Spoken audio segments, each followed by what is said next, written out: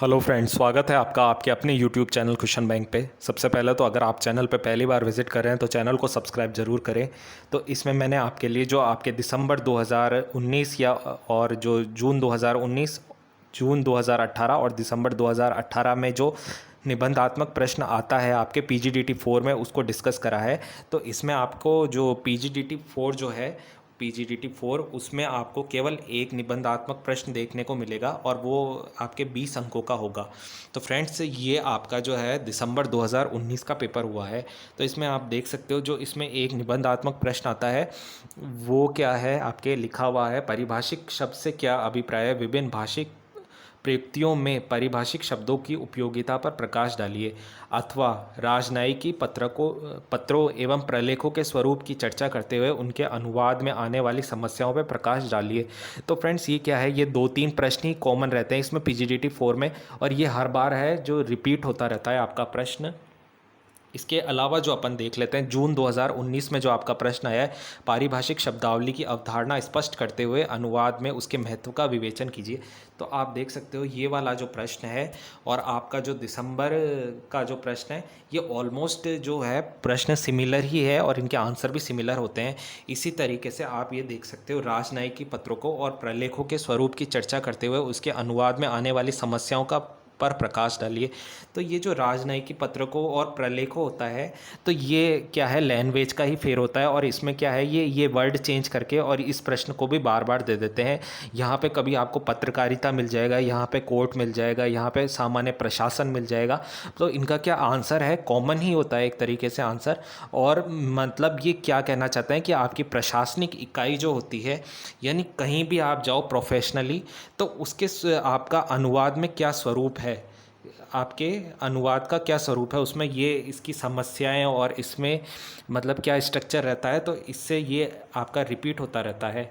तो आप देख सकते हो जून जो 2018 है उसमें ये आपके क्वेश्चन आया है, प्रशासनिक अनुवाद में आने वाली सामान्य समस्याओं का परिचय देते हुए उसके समाधान की चर्चा कीजिए। तो ये और आपका जो ये प्रश्न है ये एक तरीके से सिमिलर ही है।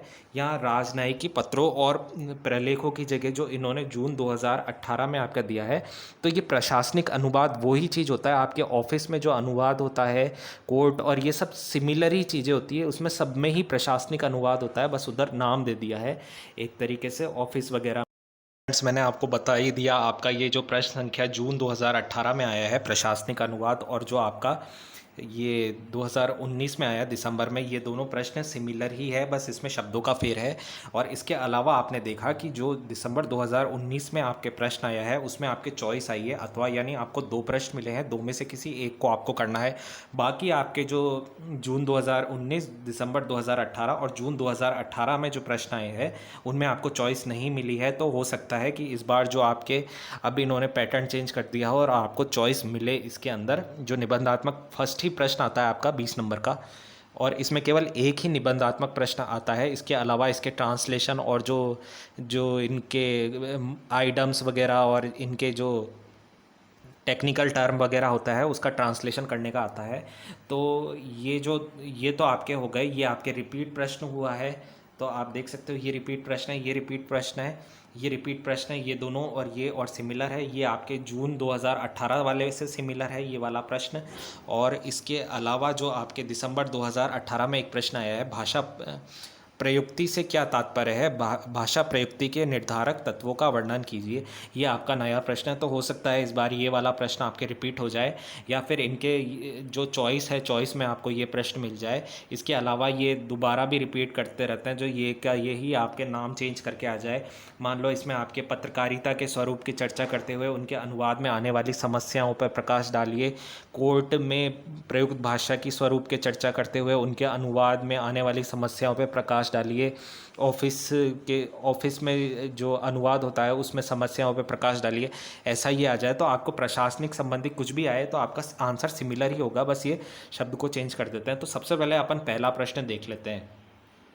जो आपका प्रशासनिक अनुवाद है वो क्या होता है और कैसे होता है। तो सबसे पहले आंसर नंबर 1 है आपका, पारिभाषिक शब्द ऐसे शब्दों को कहते हैं जो सामान्य व्यवहार की भाषा के शब्द ना होकर भौतिक, रसायन, प्राणी विज्ञान, दर्शन, गणित, इंजीनियरिंग, विधि वाणिज्य, अर्थशास्त्र, मनोविज्ञान, भूगोल आदि ज्ञान जगत के विभिन्न क्षेत्रों के विशिष्ट शब्द होते हैं और जिनकी अर्थ सीमा सुनिश्चित और परिभाषित होती है। क्षेत्र विशेष के ये जो शब्द होते हैं ये विशिष्ट अर्थ होते हैं।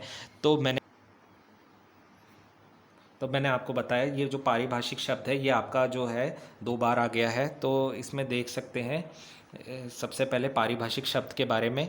पारिभाषिक शब्द ऐसे शब्द को कहते हैं जो सामान्य व्यवहार की भाषा के शब्द ना होकर भौतिक, रसायन, प्राणी विज्ञान, दर्शन, गणित, इंजीनियरिंग, विधि, वाणिज्य, अर्थशास्त्र, मनोविज्ञान, भूगोल आदि ज्ञान विज्ञान के विभिन्न क्षेत्रों के विशिष्ट शब्द होते हैं जिनकी अर्थ सीमा सुनिश्चित और परिभाषित होती है। क्षेत्र विशेष के इन शब्दों का विशिष्ट अर्थ होता है। मतलब पारिभाषिक शब्द वो शब्द होते हैं जिनका कोई स्पेशल मीनिंग निकलते हैं। जैसे आप साइंस में देखते हो, आपके साइंटिफिक शब्द होते हैं, आप बायोलॉजी में देखते हो, फिज़िक्स में देखते हो, तो उसमें क्या है कुछ स्पेशल वर्ड्स होते हैं। हीट है, एनर्जी है, और आपके जो साइंटिफिक नेम्स है, और जो आपके कोर्ट वगैरह में जो हैंग टिल डेथ वगैरह ये जो शब्द यूज़ करे जाते हैं तो इनका भी आपके जो अर्थ निकलता है। तो ये पारिभाषिक शब्द होते हैं। मतलब ये एक स्पेशल सब्जेक्ट के शब्द होते हैं, यानी सब्जेक्ट विशेष, विषय विशेष के ये शब्द होते हैं। तो आप समझ सकते हैं विषय जो विशेष के शब्द होते हैं उनको आपको वो आपके पारिभाषिक शब्द कहलाते हैं, विषय विशेष के। अब वो विषय कोई भी हो सकता है, आपका भौतिक, रसायन, प्राणी विज्ञान, दर्शन, गणित, इंजीनियरिंग। गणित में आप ज्योमेट्री पढ़ते हो, वो ज्योमेट्री केवल आपके गणित में ही उपयोगी होता है वो शब्द। तो इस तरीके से ये पारिभाषिक शब्द है। तो इसमें एग्जाम्पल दे रखा है, जैसे इशू है। इशू शब्द वाणिज्य में जारी के लिए प्रयुक्त होता है, प्रशासन में नवजात शिशु के लिए तथा राजनीतिक शब्दावली में मुद्दा या मसला के रूप में प्रयोग किया जाता है। अब आप इशू शब्द को देखोगे तो अगर आप कॉमर्स सब्जेक्ट में देखोगे तो आप कॉमर्स में किसी चीज़ को इशू करते हो, जैसे मनी इशू करा है, इशू रिटर्न करा है, तो इस शब्द में आपके कॉमर्स में ये आपके इशू यानी जारी करने के लिए प्रयोग हुआ है। प्रशासन, एडमिनिस्ट्रेशन में आपके नवजात शिशु के लिए आप इशू लिखते हो, किसी बच्चे का जन्म होता है। राजनीतिक शब्दावली में आपको कोई मुद्दा बन जाता है आपके, जैसे कांग्रेस भाजपा का ये इशू हो गया, कांग्रेस से भाजपा का ये इशू हो गया, तो आप ये बोलते हो। तो इसमें क्या है, सब्जेक्ट विशेष में अलग अलग अर्थ निकलते हैं इसके। इन शब्दों के विषय संबंधी एक विशेष परिभाषा होती है, इसलिए इन्हें पारिभाषिक शब्द कहते हैं। पर इनकी जो है हर विषय में एक अलग ही परिभाषा, एक विशेष परिभाषा निकलती है। जैसे आपने रेखित चेक, क्रॉस चेक का अर्थ होता है वह चेक जो प्रस्तुतकर्ता के आधार के खाते में ही जमा हो सकता है। ये रेखिक चेक की परिभाषा है। पारिभाषिक शब्दों का निर्माण यह सिद्ध करता है कि वह भाषा आधिकारिक वैज्ञानिक ज्ञान जगत में प्रयुक्त हो रही है। विकासशील समाज में नई तकनीकें आती है और उनसे जुड़े पारिभाषिक शब्द प्रचलित होने लगते हैं। मतलब टाइम टू टाइम आपके ऐसे नए शब्द डेवलप होते ही जाते हैं, नए विषय का निर्माण होता ही जाता है जिसमें आपके नए नए शब्द ऐसे मिलते जाते हैं। पारिभाषिक शब्दावली का विवेचन भाषा वैज्ञानिक और समाज भाषा वैज्ञानिक दोनों स्तरों पर संभव है। तो इनका जो आपका विवेचन होता है ये आपको भाषा वैज्ञानिक और इसके अलावा जो आपके समाज का भाषा वैज्ञानिक होता है वो दोनों स्तर पर ही, यानी कहना चाहें तो आपका एक तो विषय विशेषज्ञ होता है, जैसे साइंस की जो टर्म होगी वो साइंस वाला ही समझेगा। इसके अलावा जो भाषा वैज्ञानिक होगा यानी साइंस की भाषा का वैज्ञानिक यानी साइंटिस्ट, तो वो ही वो सब्जेक्ट यानी वो शब्द जो है वो समझेगा। और इसके अलावा जो अनुवादक होता है, अनुवादक में ये गुण होने चाहिए कि वो उस सब्जेक्ट को समझ सके, वो किस कॉन्टेक्स्ट में कहना चाह रहा है, जो आपका पैराग्राफ है या लाइन है जिसका आपको ट्रांसलेशन करना है। तो ये भी एक पारिभाषिक शब्दों में महत्वपूर्ण जो बात है वो ध्यान रखने योग्य है। इसके अलावा जो पारिभाषिक शब्दावली की जो विशेषता है उसको डिस्कस कर लेते हैं। पारिभाषिक शब्द अभिधात्मक होते हैं। पारिभाषिक शब्द लक्षणा और व्यंजना शैली में नहीं होते, मतलब इसमें शब्द शक्ति का प्रयोग नहीं होता। ये शब्द विषय विशेष से जुड़े होते हैं, उनके अर्थ उसी विषय को ध्यान में रखते हुए प्रयुक्त किए जाते हैं। यानी आपको मैंने पहले ही बता दिया, ये जो सब्जेक्ट होते हैं जिस कॉन्टेक्स्ट में जो आपके पैराग्राफ दिया गया है ट्रांसलेशन का, उसी कॉन्टेक्स्ट में इनका अनुवाद होना चाहिए, वरना अर्थ का इनका अनर्थ हो जाता है। जैसे साइंस के कॉन्टेक्स्ट में है तो साइंस के कॉन्टेक्स्ट में ही होना चाहिए। उदाहरण स्वरूप गधा शब्द सामान्य रूप से लाक्षणिक अर्थ में किसी मूर्ख व्यक्ति के लिए प्रयुक्त होगा, परंतु प्राणी विज्ञान में इनका पशु विशेष का ही सूचक होगा। अगर आप बायोलॉजी की बात करो तो उसमें गधा यानी डोंकी एक आप प्राणी मतलब पशु की बात कर रहे हो, जबकि आप जो गधा है वो किसी व्यक्ति के संदर्भ में भी कह सकते हो, कभी कहते हो किसी मूर्ख व्यक्ति को भी गधा बोल देते हैं। तो ये ट्रांसलेशन करते टाइम ये ध्यान रखना चाहिए कि वो किस विषय में बात कर रहा है। ये विषय सापेक्ष होते हैं। प्रत्येक पारिभाषिक शब्द किसी न किसी शास्त्र, व्यवहारिक क्षेत्र अथवा विज्ञान शाखा से जुड़े होते हैं और विषय के क्षेत्र के संदर्भ में ही उसका अर्थ निश्चित होता है। ये वही चीज़ आ गई जो मैंने आपको बताई। पारिभाषिक शब्दों की बाहरी संरचना से जो अर्थ मिलता है उससे कहीं ज़्यादा अर्थ तकनीकी परिभाषा में निहित होता है। मतलब ये शब्द जो होते हैं ये एक टेक्निकल होते हैं और इसमें जो ट्रांसलेशन होता है, ट्रांसलेशन करते टाइम अनुवादक को ये ध्यान रखना पड़ता है। पारिभाषिक शब्दों के अर्थ रूढ़ हो जाते हैं। पारिभाषिक शब्द विषय क्षेत्र में व्यवहार में बने रहते हैं और अविशिष्ट तकनीकों अर्थों में रूढ़ हो जाते हैं। मतलब आपने गलत वर्ड यूज़ कर दिया, अगर आपने जैसे मूर्ख व्यक्ति के लिए डोंकी जो पशु विज्ञान का शब्द है वो यूज़ कर दिया तो ये एक अर्थ का अनर्थ हो जाएगा। और जो शब्द व्यवहार और प्रचलन में नहीं आते वे निरर्थक बनकर रह जाते हैं। उदाहरण स्वरूप जैसे रेलगाड़ी के लिए लोहपदगामिनी शब्द प्रचलित नहीं हो सकता, इसके लिए रेलगाड़ी ही रूढ़ हो गया है। और कुछ जो रूढ़ यानी फिक्स होना, आपके जो कुछ शब्दों के लिए कुछ शब्द फिक्स हो गए हैं। अब आप ये थोड़े बोलोगे जो ट्रेन में जा रहे हैं हम लोहपदगामिनी में जा रहे हैं, आप उसको ट्रेन का ट्रेन ही बोलोगे और या रेलगाड़ी बोल दोगे ज़्यादा से ज़्यादा। तो ये एक तरीके से रूढ़ हो गया है, फिक्स हो गया है। और जो पुराने शब्द है जैसे लोहपदगामिनी, इनका कोई यूज़ नहीं लेता है। पारिभाषिक शब्दों के अर्थों का सूक्ष्मीकरण करते हैं। पारिभाषिक शब्दों के अर्थ किसी ज्ञान शाखा विशेष से जुड़े होने के कारण अर्थ को सीमित या सूक्ष्म बनाते हैं। तकनीकी भाषा में मूलतः गूढ़ या कूट शब्द, सूत्र, रेखाचित्र, प्रतीक, संकेताक्षर, विशिष्ट चिन्ह आदि इसी सूक्ष्मीकरण के उदाहरण हैं। यदि किरण रे, किरण पुंज, बीम और विकिरण रेडिएशन में भी तत्वों के आधार पर अंतरण किया गया है। तो इसमें ये समझाया गया है कि जो सिमिलर वर्ड्स होते हैं उनका भी आपके डिफरेंट मीनिंग्स निकल सकता है। जैसे आपको पता है किरण जो होती है रे होती है, और किरण जो पूरी जो सन से जो आपकी लाइट निकलती है वो एक तरीके से किरण होती है। और जो थोड़ी सी लाइट आके आपकी चली जाए वो आपकी बीम यानी किरण पुंज कहलाता है। इसके अलावा विकिरण जो होता है रेडिएशन, वो आपके पता है आपको, जो रेडिएशन होता है वो आपके सन से रेडिएशन चारों तरफ फैल जाता है। तो ये क्या है, ये सब एक तरह से किरण से रिलेटेड है पर इनके तत्व अलग अलग है। तो हमको ट्रांसलेटर को ये ध्यान रखना पड़ता है कि जो इनका जो अर्थ है वो किस सापेक्ष में हो रहा है, यानी उनका अर्थ अलग अलग निकल रहा है। इसके बाद है आपका पारिभाषिक शब्दों का अर्थ स्पष्ट और सुनिश्चित होता है। पारिभाषिक जो शब्द होते हैं विषय में स्पष्ट और सुनिश्चित अर्थ को अभिव्यक्त करते हैं। उदाहरण स्वरूप जैसे आपको मिला है अकाउंट यानी खाता, अलाउंस यानी भत्ता, अपॉइंटमेंट नियुक्ति, सर्कुलर परिपत्र। तो ये जो पारिभाषिक शब्द होते हैं ये कुछ जो आपके उदाहरण होते हैं ये आपके फिक्स जो सब्जेक्ट होता है उसके विषय के अकॉर्डिंग होते हैं। जैसे अकाउंट है, अलाउंस है, अपॉइंटमेंट है, सर्कुलर है। तो इसमें लिखा है पारिभाषिक शब्दों का अर्थ स्पष्ट और सुनिश्चित होता है। इसके अलावा जो आपका छठा पॉइंट है वो दे रखा है, पारिभाषिक शब्द एक रूपता लाते हैं, यानी सरलता और बोधगम्यता की दृष्टि से समान श्रेणी के पारिभाषिक शब्दों में एक रूपता होना आवश्यक है। असमान और पर्यायवाची शब्दों के प्रयोग को इसमें स्थान ना ही दिया जाए तो बेहतर होता है। मान लो आप कई बार देखते हो अनेकार्थी के लिए एक शब्द या पर्यायवाची शब्द आपने हिंदी में पढ़े होंगे। तो क्या होता है, जैसे आपने हरि बोला तो हरि का अर्थ यानी विष्णु भी होता है और आपका वानर भी होता है। तो आप उसमें भी आपके क्या है अर्थ का अनर्थ हो जाता है। तो हमको इसमें भी ये देखना पड़ता है कि किस कॉन्टेक्स्ट में बात हो रही है, किस परिभाषा में बात हो रही है। तो इसलिए पर्यायवाची को इसमें स्थान नहीं दिया जाता है। पारिभाषिक शब्दों के स्वतंत्र अर्थ होते हैं। पारिभाषिक शब्दों में प्रत्येक शब्द का स्वतंत्र अस्तित्व होना चाहिए। साथ ही इन शब्दों में इस तरह की संरचना होती है कि उनमें उपसर्ग या प्रत्यय जोड़कर एक नया शब्द का निर्माण कर लिया जाए। मतलब आप जो आपका पारिभाषिक शब्द है उसमें आपको जैसे विचार है तो सुविचार कर दिया आपने, कुविचार यानी सुविचार यानी आपका अच्छा विचार, और कुविचार यानी दुर्विचार। तो इस तरीके से आप जो शब्द होते हैं पारिभाषिक शब्द उनको आप परिवर्तित भी कर सकते हैं। पारिभाषिक शब्द अल्पाक्षर होने चाहिए। पारिभाषिक शब्द अल्पाक्षर होने चाहिए ताकि शब्द का उच्चारण प्रयोक्ता उसे सरलता से प्रयोग कर सके, यानी वो सरल होने चाहिए। जो ट्रांसलेटर इसको यूज़ कर रहा है वो आप आसानी से यूज़ कर सके। एक संकल्प ना या विषय के शब्द को एक ही अर्थ में प्रचलित होना चाहिए, यानी एक जो विषय का शब्द है उसे एक ही जो सब्जेक्ट है उसके कॉन्टेक्स्ट में जो यूज़ में लेना चाहिए। जितना शब्द छोटा होगा उतना ही व्यवहारिक होता है, यानी आपका शब्द जो है छोटा होना चाहिए। जैसे आपका रेलगाड़ी है वो छोटा शब्द है और एक आपका वो लोहपतगामिनी वो काफ़ी लंबा शब्द हो गया, तो ऐसे शब्दों से के उपयोग से बचना चाहिए। कुछ पारिभाषिक शब्द पूर्ण पारिभाषिक और कुछ अर्थ पारिभाषिक होते हैं। तो अणु परमाणु है, जैसे आपको पता है परमाणु आपके लार्ज स्केल पे होता है, परमाणु बम है। अणु है, अणु आपके एटम को कहते हैं, एटम आपकी छोटी से छोटी इकाई होती है, आपने केमिस्ट्री में पढ़ा होगा। और परमाणु क्या होता है, एक परमाणु बम फटता है तो एक बहुत बड़ा विनाशकारी होता है। जीनम स्वनिम रूपिम जैसे शब्द विज्ञान में पूर्ण परिभाषित होते हैं। और इसके विपरीत जो प्रजातंत्र, अधिसूचना, टेंडर आदि शब्द है अर्थ पारिभाषिक होते हैं।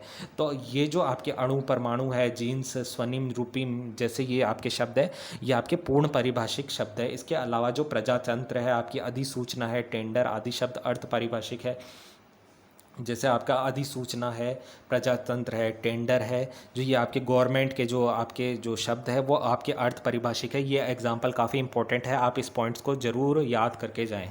इसके अतिरिक्त कुछ ऐसे शब्द भी होते हैं जो पूर्ण परिभाषित अर्थ परिभाषित के साथ साथ सामान्य श्रेणी के भी होते हैं। जैसे स्पीकर होता है, सामान्य अर्थ में स्पीकर यानी वक्ता होता है ना। और इसके अलावा आपको पता है स्पीकर कोई बोल रहा है आपके फंक्शन वगैरह में, वो एक वक्ता हो गया, या कोई प्रोग्राम इवेंट आयोजन हुआ उसमें वो वक्ता हो गया। पूर्ण पारिभाषिक रूप में लोकसभा स्पीकर का अर्थ तकनीकी शब्द में लाउड स्पीकर शब्द होगा, यानी पूर्ण पारिभाषिक में आप लोकसभा स्पीकर की बात कर रहे हो तो वो लोकसभा स्पीकर के कॉन्टेक्स्ट में हो गया, यानी स्पेशल सब्जेक्ट के कॉन्टेक्स्ट में हो गया, आपके कॉन्स्टिट्यूशन जो है उसके रेफरेंस में हो गया। तथा अर्ध तकनीकी अर्थ में लाउड स्पीकर शब्द होगा, यानी आपके नॉन जो अर्ध तकनीकी जो कार्य होगा उसमें लाउड स्पीकर जो होता है उसको भी आप इसके में रख सकते हो, यानी लाउड स्पीकर आपने लगा रखा है जो नॉन लिविंग थिंग है तो उसमें भी आपका लाउड स्पीकर हो गया। तो इस तरीके का आपको एग्जाम्पल ध्यान रखना है जो आपका एग्ज़ाम में आएगा। तकनीकी सामग्री के अनुवाद के अंतर्गत नियम पुस्तिकाओं का समावेश होता है, जिसमें अनेक ऐसी संकल्पना होती है जो विशेष प्रकार की होती है। तो आपको ये जो ट्रांसलेशन करते टाइम ये ध्यान रखना है कि इसमें जो नियम बना रखे हैं उस नियम पुस्तिकाओं का प्रॉपर यूज़ हो। अर्थ तकनीकी के अंतर्गत स्थायी प्रकृति की सामग्री माने विविध साहित्य, सामान्य आदेश आदि का समावेश होता है। और गैर तकनीकी के अंतर्गत सामान्य नियमावलियों आदियों का समावेश है। तो आपके जो गैर तकनीकी जो है उसमें जो है आपके नियम बनते हैं वो सामान्य होते हैं। इसके अलावा जो अर्ध तकनीकी है, अर्ध तकनीकी में आपके विविध साहित्य, सामान्य आदेश आदि का समावेश होता है। उदाहरण जैसे अंग्रेजी का स्पीकर शब्द 3 भिन्न अर्थों में ग्रहण किया जा सकता है। तकनीकी अर्थ संसद का अध्यक्ष, अर्थ तकनीकी लाउड स्पीकर और गैर तकनीकी वक्ता। यहाँ गैर तकनीकी का जो अर्थ है ये इन्होंने लैंग्वेज से लिखा है, तो ये वही है जो अभी अपन ने पढ़ा था, यानी सामान्य जो वक्ता होता है, गैर तकनीकी यानी सामान्य।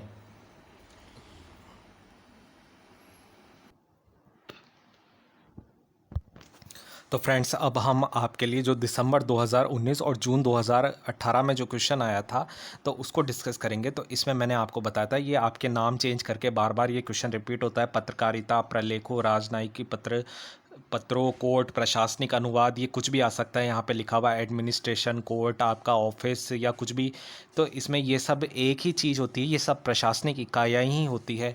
तो इसका आंसर देख लेते हैं। पत्रकारिता, प्रलेखों, राजनयिकी पत्रों, कोर्ट, प्रशासनिक अनुवाद, कुछ भी लिखा हुआ है आपको यही आंसर लिखना है, बस आपको लैंग्वेज थोड़ी सी चेंज करनी है। में अनुवाद की समस्याएं, तो सबसे पहले देख लेते हैं। पत्रकारिता है यहाँ पे लिखा हुआ, तो यहाँ पे ऑफिस या आपके कोर्ट वगैरह कुछ भी यहाँ पे आ सकता है इसकी जगह। पत्रकारिता के क्षेत्र में अनुवाद प्रत्येक समय आवश्यक होता है, किंतु यह विडंबना है कि हमारे हिंदी अनुवादकों के पास अनुवाद के लिए अधिक समय नहीं होता है। तो ये आपके पता ही है, आपको ऑफिस हो, आपका अनुवादक का कोई भी क्षेत्र हो, एडमिनिस्ट्रेशन इकाई हो, उसमें आपके जो ट्रांसलेशन है वो हर टाइम आपके लिए ज़रूरी होता है। ट्रांसलेशन में कोई डॉक्यूमेंट आपके इंग्लिश में आ जाए, आपको उसको हिंदी में ट्रांसलेट करना ही पड़ता है समझने के लिए, या हिंदी में आ जाए ऑफिस में तो आपको कई बार उनको ईमेल करने के लिए उनको इंग्लिश में टाइप करना पड़ता है। तो ये हर टाइम आपके लिए ज़रूरी होता है। उन्हें तो दी गई सामग्री का तुरंत अनुवाद और प्रकाशन करना होता ही है। यह भी चिंतनीय है कि समाचार किसी भी विषय से संबंधित हो सकते हैं। यह आवश्यक नहीं है कि अनुवादक को उस विषय की पूर्ण जानकारी हो। अब आपके कोई डॉक्यूमेंट आया, वो साइंस से रिलेटेड आ गया, तो अब ये ज़रूरी नहीं है जो अनुवादक हो वो साइंस विषय से रिलेटेड हो, वो किसी भी विषय से रिलेटेड हो सकता है वो जो डॉक्यूमेंट्स आया। और अनुवादक को हर समय सजग रहना चाहिए उसका ट्रांसलेशन करने के लिए।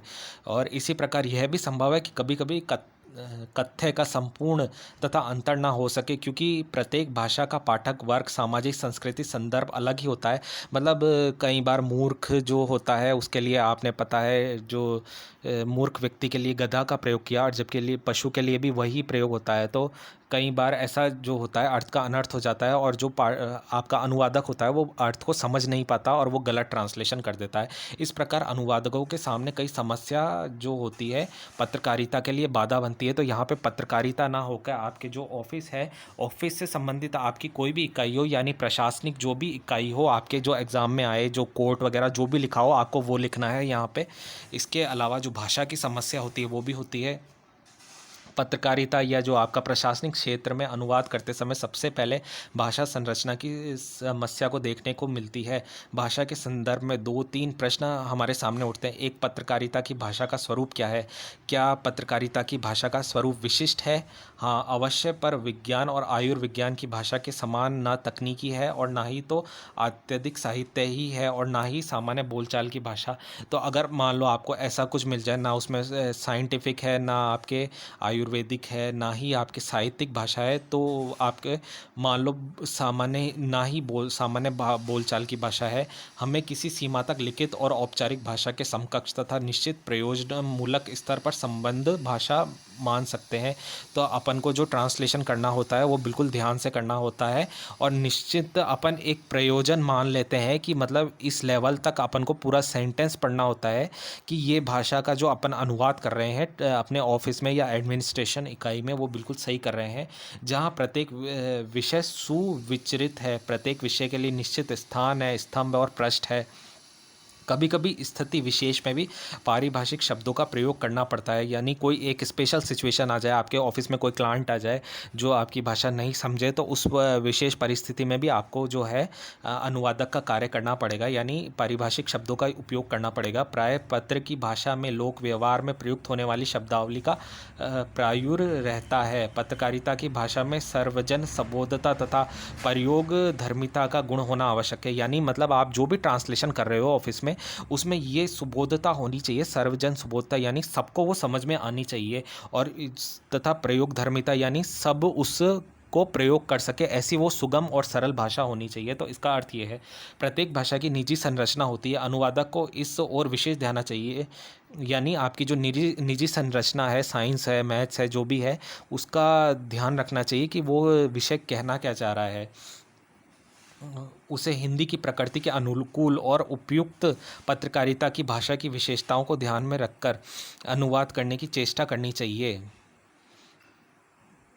यानी आपका जो भाषा की जो प्रकृति है, यानी मान लो आपके ज्योमेट्री सब्जेक्ट है, तो उसको वो ही रेफरेंस में ध्यान रखना चाहिए ज्योमेट्री का, और उसी संदर्भ में आपकी अनुवाद करने की चेष्टा करनी चाहिए। यानी उसी मैथमेटिकल जो कॉन्टेक्स्ट है उसी में ही उसको अनुवाद करना चाहिए। ये नहीं कि आपने अर्थ का अनर्थ बना दिया, जैसे आपकी ज्योमेट्री है, ज्योमेट्री को आपने किसी और संबंध से जोड़ दिया, तो इससे क्या है, अर्थ का अनर्थ हो जाता है, जिससे सहजता और स्वाभाविकता बनी रहती है। हिंदी में अनुवाद करते समय अंग्रेजी वाक्य रचना का अनुसरण करने की अपेक्षा वाक्य को जटिल और तथा अस्पष्ट ना बनाकर उसे दो तीन छोटे वाक्यों में तोड़ना अच्छा रहता है। उदाहरण के लिए, यानी आपको मान लो अगर आपका बड़ा वाक्य हो तो आप उसका ट्रांसलेशन नहीं कर पा रहे हो, तो आप उसको दो या तीन जो छोटे वाक्य हैं उसमें डिवाइड करके भी उसका ट्रांसलेशन कर सकते हो।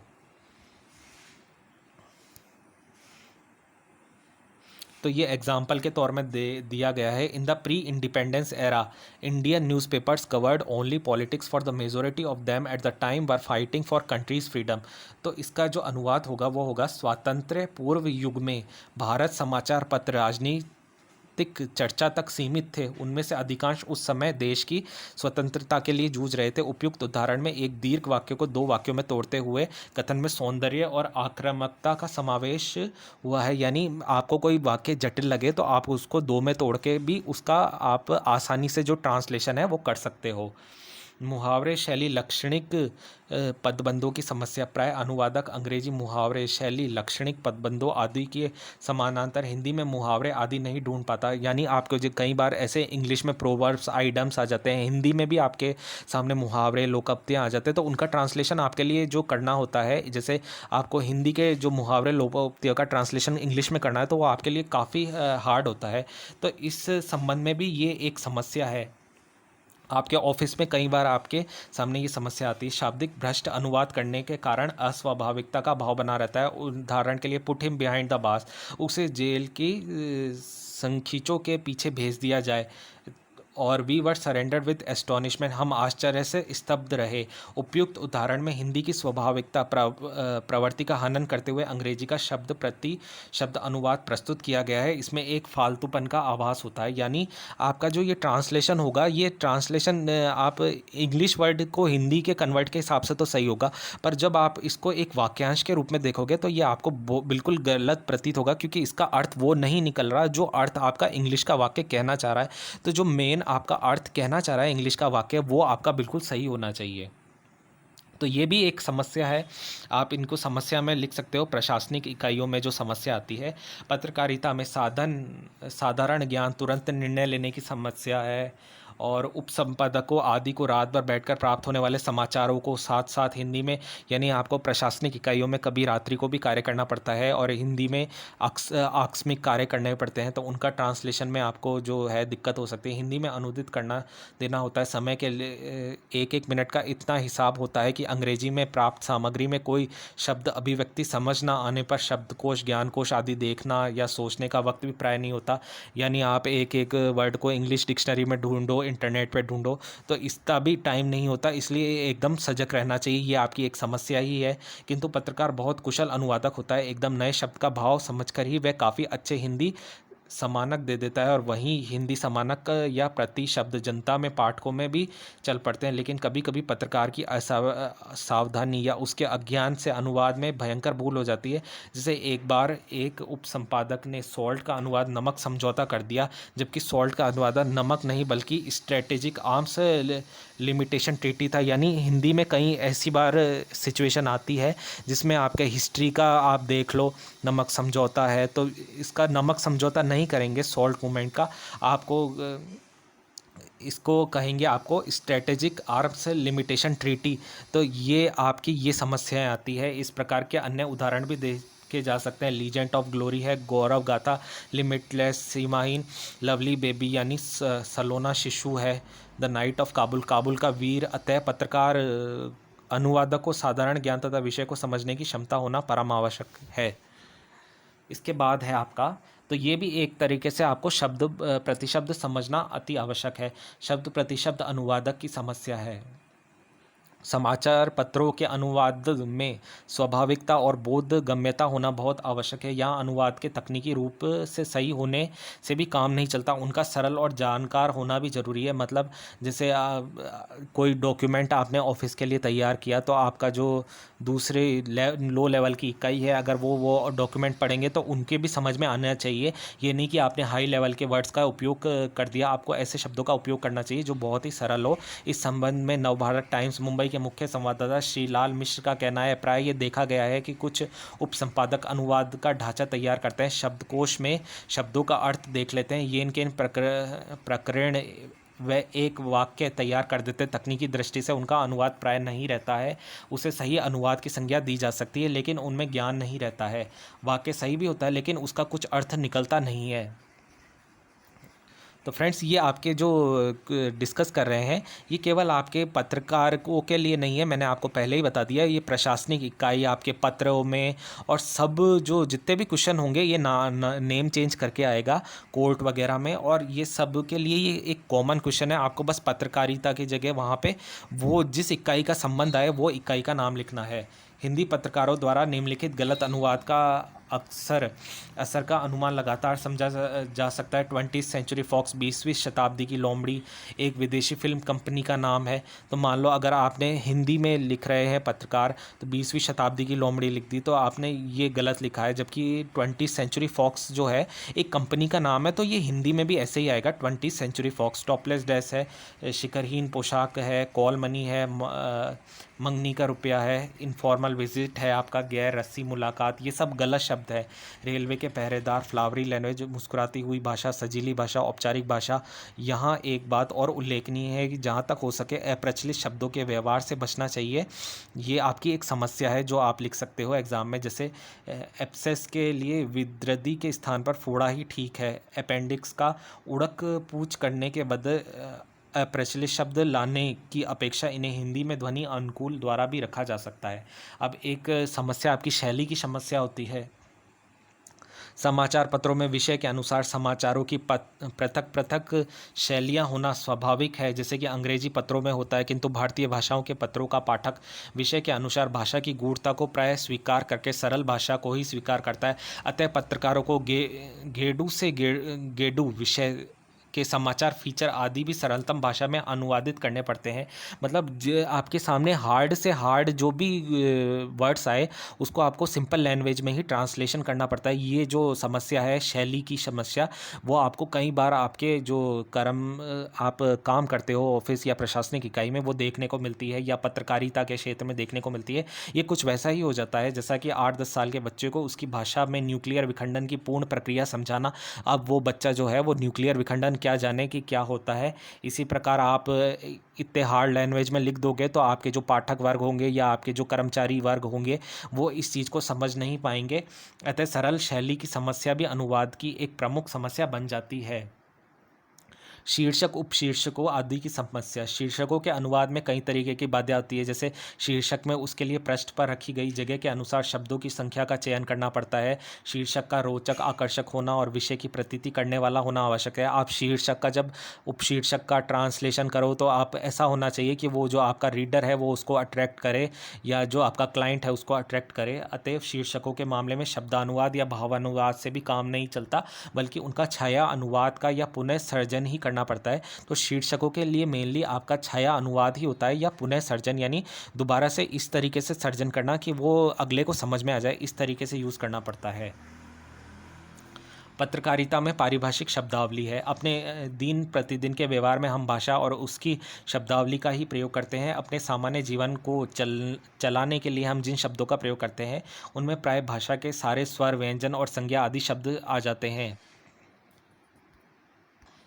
यह भाषा का सामान्य रूप है, किंतु भाषा के कुछ ऐसे भी शब्द हैं जो इन समस्या शब्दों से भिन्न होते हैं। ऐसे शब्दों को मोटे रूप से दो वर्गों में रखा जाता है, पारिभाषिक और अर्ध पारिभाषिक है। वृहत हिंदी शब्दकोश में पारिभाषिक शब्दावली की परिभाषा इस प्रकार दी गई है, जिसका प्रयोग किसी विशिष्ट अर्थ में किया जाए, यानी जो कोई विशिष्ट अर्थ को सूचित करे उसे पारिभाषिक कहते हैं। ये हमने पहले वाले क्वेश्चन में भी पढ़ लिया है पारिभाषिक शब्द के बारे में, तथा विशिष्ट अर्थ में प्रयुक्त होने वाले शब्दों की सूची को, यानी स्पेशल सब्जेक्ट, हमने अभी क्वेश्चन नंबर 1 पढ़ा था जिसमें आपके 2 प्रश्न आए थे, 2 बार आए थे, वो आपके दिसंबर में आया था और एक और आया था की सूची को पारिभाषिक शब्दावली कहते हैं। इस तरह पारिभाषिक शब्द वह शब्द होता है जो किसी विशेष ज्ञान के क्षेत्र में एक निश्चित अर्थ में प्रयुक्त होता है। चूँकि हमारी पारिभाषिक शब्दावली बहुत कुछ अंग्रेजी पर आधारित होती है, अतः अंग्रेजी की शब्द संपदा पर कुछ विचार करना चाहिए। पिछले 100-150 वर्षों में अंग्रेजी के शब्द भंडार में लगभग 90 से 95% अंश तकनीकी एवं वैज्ञानिक शब्दों का ही यूज़ हो रहा है। आपको पता है कि इंग्लिश में जो अब आपके जो वर्ड्स यूज़ होते हैं वो टेक्निकल ही हो रहे हैं 90 से 95%।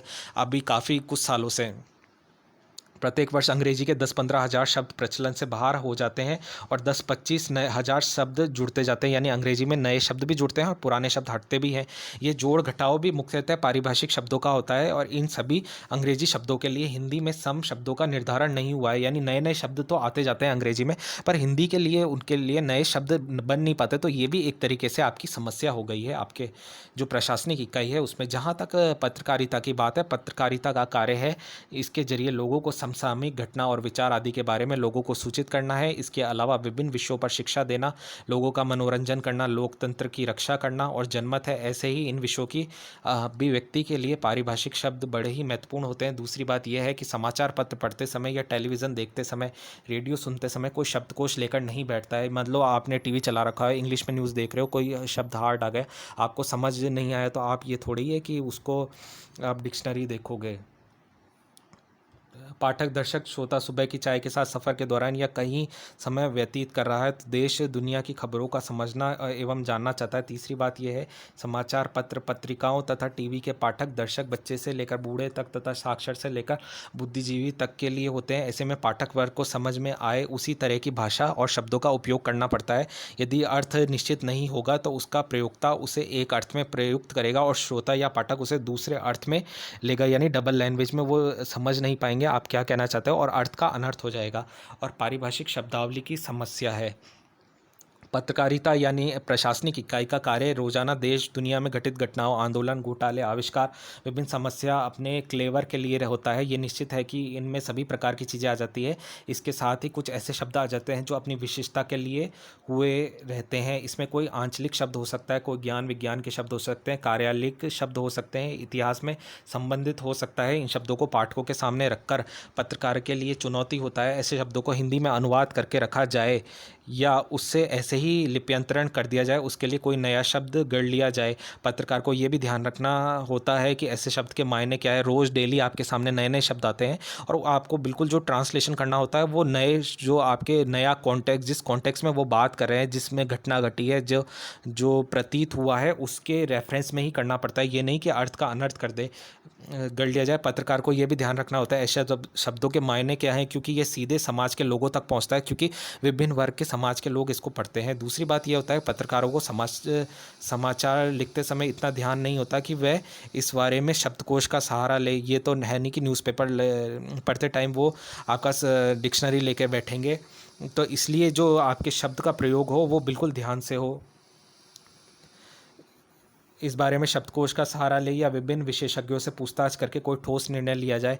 तो फ्रेंड्स, ये आपके जो समस्याएं आती है उससे रिलेटेड प्रश्न था। ये पत्रकार के संबंध में मैंने आपको बताया है, पर यहाँ पे आप पत्रकार शब्द को रिप्लेस करके जो आपका कोर्ट है या आपकी प्रशासनिक इकाई है, आपका और भी कुछ आए, जैसे आपके राजनयिक पत्रों में समस्या का प्रश्न आया, प्रलेखों में आया, तो प्रलेखों में और राजनयिक पत्रों में सर्क्यूलर का आ जाए, आपका टेंडर का आ जाए, निविदा में आ जाए, सूचना में आ जाए, कुछ भी आ जाए, आपकी ये समस्या आ जाए, ये आपकी समस्या कॉमन ही रहती है, बस ये नाम चेंज हो जाता है।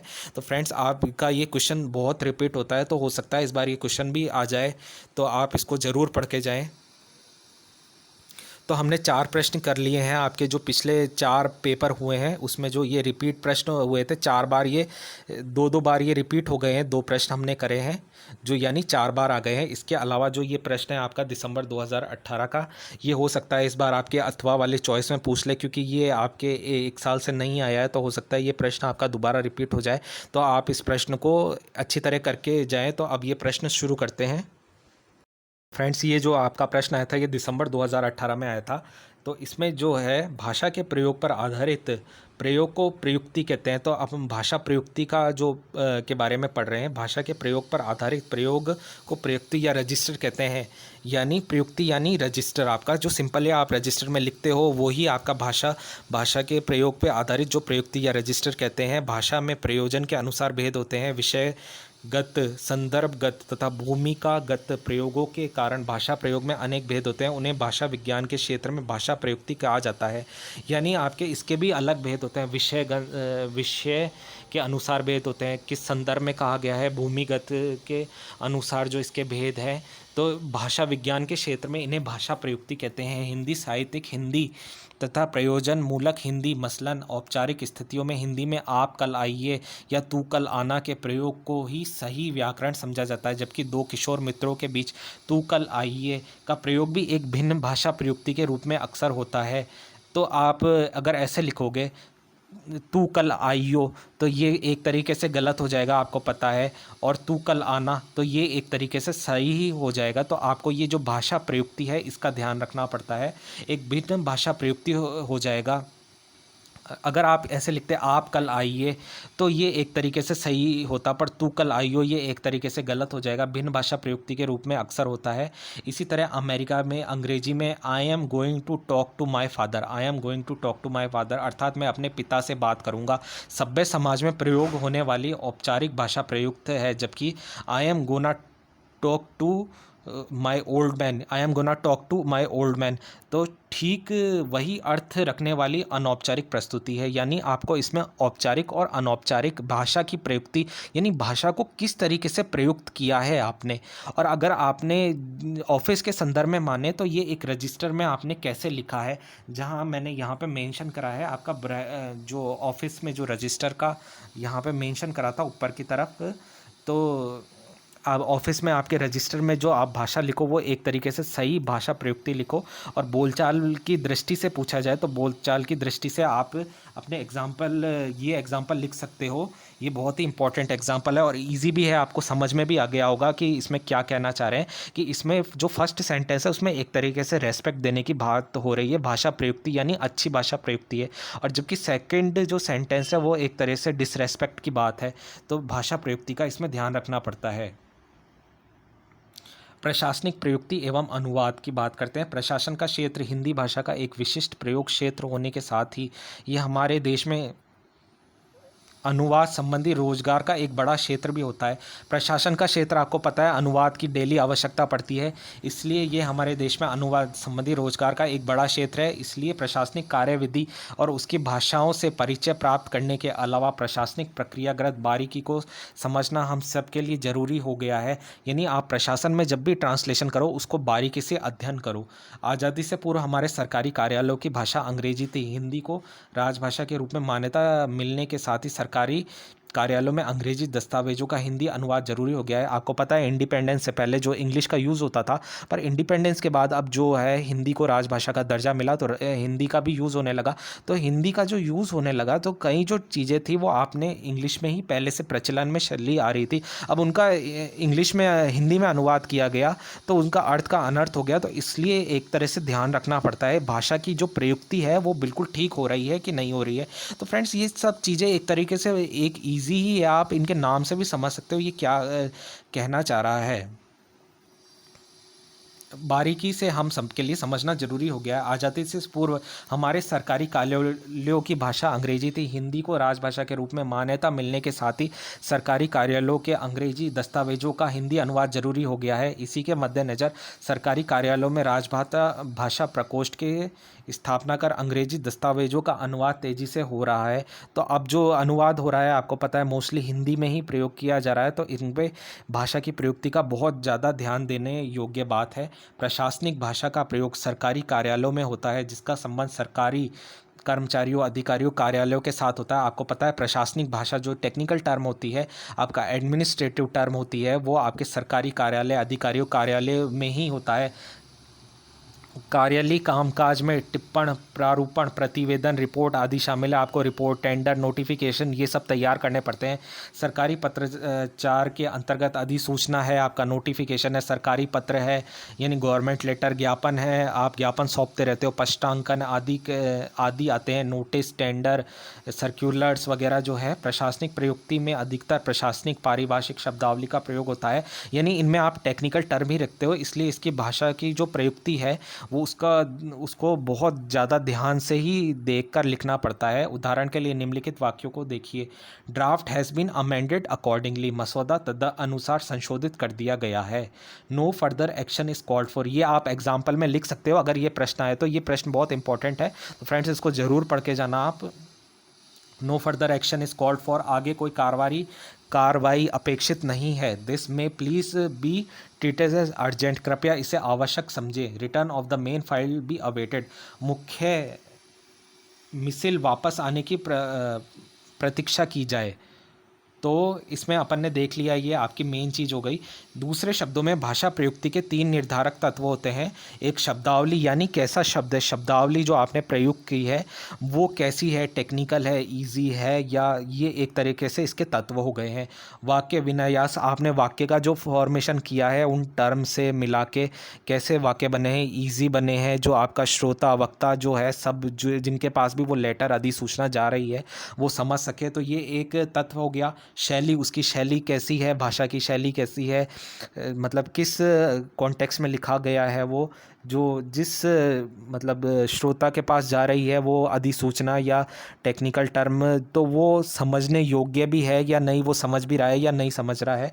तो फ्रेंड्स, इसमें हमने आपके लिए डिस्कस कर दिए हैं आपके जो ये 5 प्रश्न जो 5 बार आए हैं, और इसमें जो आपके 2 प्रश्न हैं वो आपके रिपीट हुए हैं।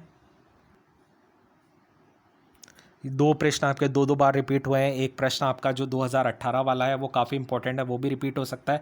बाकी ये 2 प्रश्न बार बार रिपीट हो रहे हैं तो ये भी रिपीट हो सकते हैं। तो ये आपके जो प्रश्न है, ये तीनों प्रश्न यानी 5 प्रश्न है, ये सिमिलर ही है। इन्होंने लैंग्वेज चेंज करके इन्होंने ये प्रश्न रिपीट करे हैं। तो फ्रेंड्स, आप ये ज़रूर पढ़ के जाएँ, और बहुत ही इंपॉर्टेंट प्रश्न है। आपका PGDT 4 का एग्ज़ाम होगा, तो ये मेरा PGDT 4 का जो लेक्चर था, तो होप आपको पसंद आए।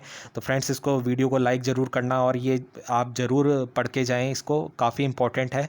फ्रेंड्स, वीडियो पसंद आए लाइक ज़रूर करना, चैनल को सब्सक्राइब ज़रूर कर लेना। तो फ्रेंड्स, वीडियो ख़त्म करते हैं, धन्यवाद।